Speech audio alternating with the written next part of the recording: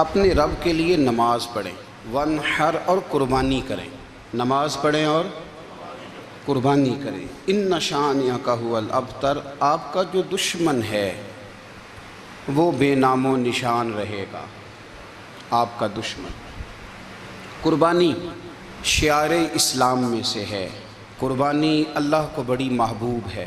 نبی رحمت علیہ السلام نے فرمایا 10 ذی الحج کو جو عمل اللہ کو سب سے زیادہ پسند ہے، ظاہر ہے 10 ذی الحج کو لوگ نماز بھی پڑھتے ہیں عید کی، اور فجر کی نماز بھی پڑھتے ہیں، ذکر بھی کرتے ہیں، عبادت بھی کرتے ہیں، بہت سارے کام کرتے ہیں، لیکن حضور علیہ السلام فرماتے ہیں کہ اللہ کو 10 ذی الحج کو جو کام سب سے زیادہ پسند ہے وہ خون بہانا ہے، جانور کو ذبح کرنا ہے۔ نبی پاک صلی اللہ علیہ وسلم نے اپنے غلاموں کی دلچسپی پیدا فرمائی ہے قربانی کے ساتھ، شوق اور ذوق کا ذکر فرمایا ہے۔ کچھ کام ایسے ہوتے ہیں جو کسی کی غیر موجودگی میں بھی ہو جاتے ہیں، لیکن نبی پاک صلی اللہ تعالیٰ علیہ وسلم نے حضرت فاطمہ الزہرا رضی اللہ تعالیٰ عنہ سے فرمایا کہ فاطمہ ادھر آؤ، یہاں میرے پاس کھڑی ہو جاؤ۔ یا رسول اللہ کیا ہونے لگا ہے؟ فرمایا میں تمہارے قربانی کے جانور کو ذبح کرنے لگا ہوں۔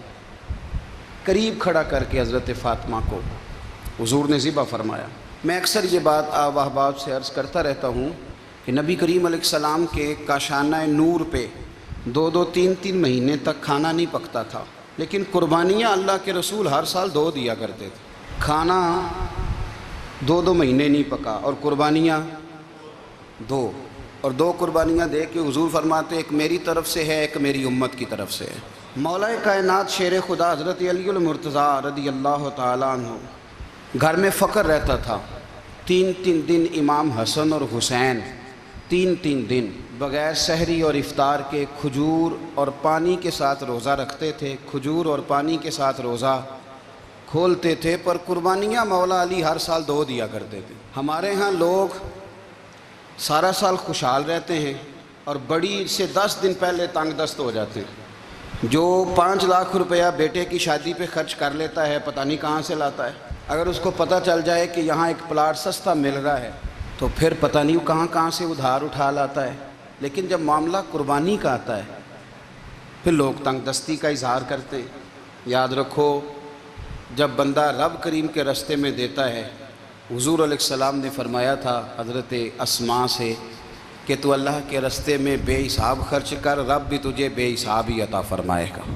قربانی کے لیے شوق پیدا کریں، ذوق پیدا کریں اور دلچسپی پیدا کریں۔ یہ بات ٹھیک ہے کہ قربانی صاحب استطاعت پر فرض ہے، لیکن اس کے لیے شوق پیدا کریں۔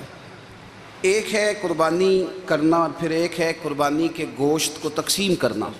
قربانی کا سارا گوشت گھر میں رکھنا جائز ہے، اور جب تک آپ کا دل کرے آپ وہ گوشت کھائیں، شریعت آپ کو منع نہیں کرتی۔ لیکن میرا یہ سوال ہے کہ قربانی ظاہر ہے وہی لوگ کرتے ہیں نا جن کے پاس طاقت ہوتی ہے، تو سارا سال گوشت کھاتے ہیں، تو مطلب سارا سال اگر آپ گوشت کھا رہے ہیں تو پھر آپ مہربانی فرمائیں، یہ تو اللہ کے راستے میں ہے تو کوشش کریں یہ تقسیم ہو جائے۔ کچھ لوگ شاپر لے کے گوشت لینے آ جاتے ہیں، ان تک میرا یہ پیغام ضرور پہنچائیں کہ ان کے لیے سوال کرنا جائز ہی نہیں۔ شریعت یہ کہتی ہے کہ جس کے گھر میں ایک وقت کا کھانا موجود ہو، صبح کا اس کے گھر میں کھانا موجود ہے ایک ٹائم کا، اس بندے کے لیے کسی کے سامنے ہاتھ پھیلانا جائز۔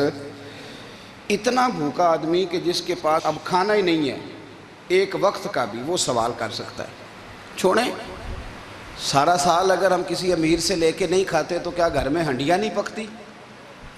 بالکل نہیں سوال کریں، قطعاً کوئی ضرورت نہیں، یہ جائز ہی نہیں ہے سرے سے۔ آپ کو کس نے اجازت دے دی خالی گوشت کی خاطر؟ جہاں اللہ تعالیٰ آپ کو مرچ دے رہا ہے، نمک دے رہا ہے، گھی دے رہا ہے، گھر رہنے کے لیے دے رہا ہے، وہ رب کریم 1000 روپے کا گوشت بھی عطا فرمائے گا۔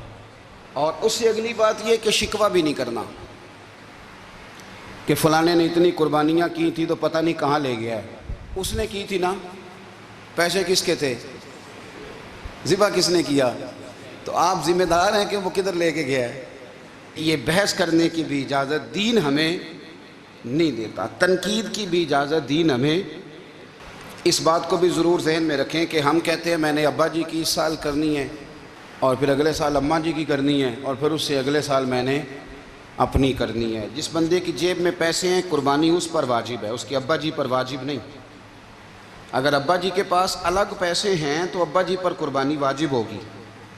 ہاں اگر آپ کی جیب اجازت دیتی ہے تو آپ 3 قربانیاں خریدیں یا بڑے جانور میں 3 حصے ڈالیں، تو اب آپ 2 والدین کی ہو گئی، 1 آپ کی اپنی ہو گئی، لیکن جب تک آپ پر واجب قربانی آپ نہیں دیتے تب تک والدین کی قربانی دینا درست نہیں ہے، کیونکہ یہ دین میں واجب ہے۔ جو نماز آپ پہ فرض ہے وہ آپ نے پڑھنی ہے، اور جو ابا جی پہ فرض ہے وہ ابا جی نے پڑھنی ہے۔ اس مسئلے کو بھی ضرور ذہن نشین کریں۔ اس سے اگلی بات جو اور زیادہ ضروری ہے اس کا ضرور خیال فرمائیں، حصے ڈالے جاتے ہیں قربانی کے حصے، تو 6 حصے ہو گئے، اب 7واں حصہ مل نہیں رہا، تو ایک تگڑے سے بندے کے پاس جا کے مالدار سے کہا کہ چودھری صاحب حصہ ڈال لیں، ایک حصہ کم ہے۔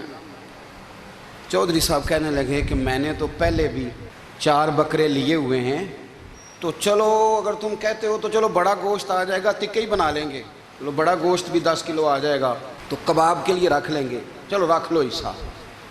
اب 6 بندوں کی نیت قربانی کی، 7ویں کی گوشت کی، اس کی نیت قربانی کی، پچھلے 6 کی بھی قربانی نہیں ہوگی، وہ بھی گئے کام سے۔ آپ اس بات کو سمجھیں کہ قربانی کا مطلب یہ ہے کہ خالص اللہ کی رضا کے لیے مخصوص وقت میں مخصوص جانور ذبح کرنا۔ اس لیے یہ ضرور توجہ کریں اس بات پر کہ ہم کئی لوگوں کو فورس کر کے شامل کر لیتے ہیں، بندہ مالدار ہوتا ہے وہ بھی کہتا ہے چلو ٹھیک ہے کوئی حرج نہیں، لیکن وہ نامینیٹ کرے گا۔ اگر اس نے اپنی قربانی رکھ لیا تو پھر وہ بتائے گا یہ قربانی کس کی ہے، والدین کی ہے، کس کی ہے۔ تو قربانی اس ترتیب سے کریں کہ اس کے سارے مسائل سے آگاہی حاصل کریں۔